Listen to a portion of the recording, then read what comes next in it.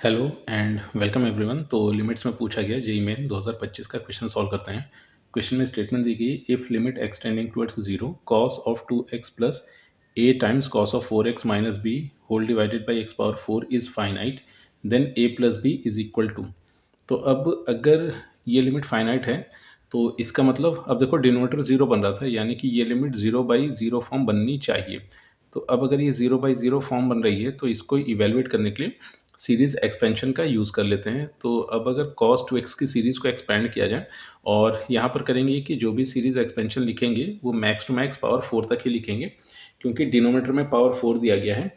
तो x power 4 numerator वाले x power 4 को कैंसिल करेगा और फिर फर्दर अगर न्यूमरेटर में एक्स के टर्म्स बच रहे होंगे तो एक्स जीरो की तरफ जाने की वजह से वो सारे के सारे फर्दर जितने भी टर्म्स मिलेंगे वो जीरो हो जाएंगे। तो मतलब सीरीज एक्सपेंशन सिर्फ और सिर्फ अप टू एक्स पावर 4 तक ही कर रहे होंगे।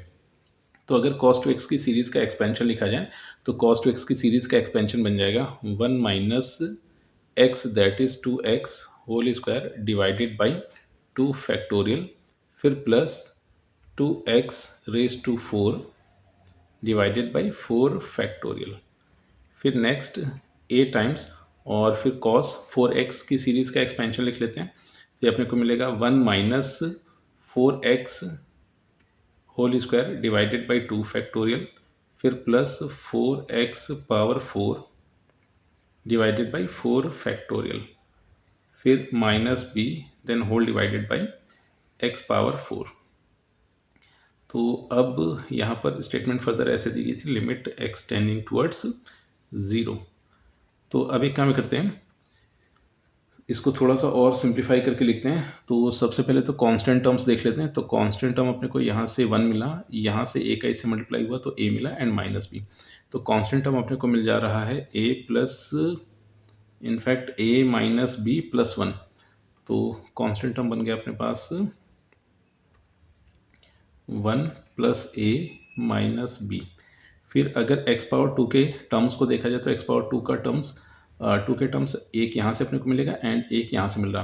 तो अगर यहाँ से नेगेटिव साइन कॉमन करके लिखा जाए इसको तो ये अल्टीमेटली कुछ ऐसे बन रहा होगा x पावर 2 के टर्म्स। तो ये बन जाएगा 4 डिवीज़न में आया है 2 फैक्टोरियल, फिर नेक्स्ट यहाँ से प्लस a एंड 4 स्क्वायर, तो ये बन गया है 16 डिवाइडेड बाई 2 फैक्टोरियल।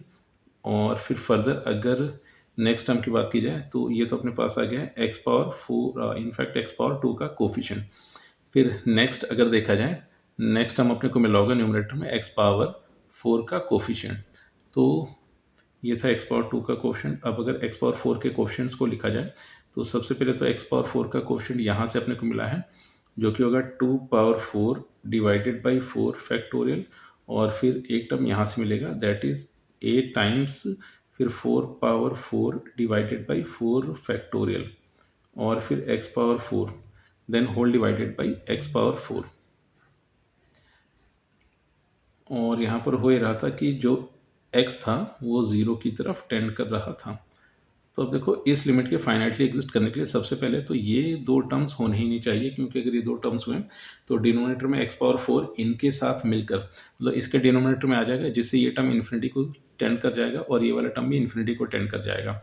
अब फिर x power 4 and x power 4 ये तो कैंसिल हो जाएंगे, मगर फिर भी जो लिमिट है वो इनफाइनाइट क्वांटिटी की तरफ टेंड कर रही होगी। तो इफेक्टिवली इस लिमिट के फाइनाइटली एग्जिस्ट होने के लिए सबसे पहली कंडीशन तो ये बनेगी कि 1 plus a minus b must be zero, and ये वाला जो टर्म बन रहा है ये भी ज़ीरो ही होना चाहिए। तो अब अगर इसको ज़ीरो से इक्वेट करें तो ये बन रहा था 16 टाइम्स a और फिर प्लस 4 डिवाइडेड बाई 2 फैक्टोरियल, और इक्वल टू जब ज़ीरो करेंगे तो जो डिनोमिनेटर वाला 2 फैक्टोरियल था वो ज़ीरो के साथ फिनिश हो जाएगा। तो फर्दर अगर इसको सिंप्लीफाई कर ले तो a की वैल्यू यहाँ से अपने को मिल जाएगी माइनस 4/16 दैट विल बी -1/4। अब अगर a की वैल्यू -1/4 है तो यहाँ से b अपने को मिल रहा है 1 -1/4। तो सिंप्लीफिकेशन के बाद ये अपने को मिल जाएगा 3/4।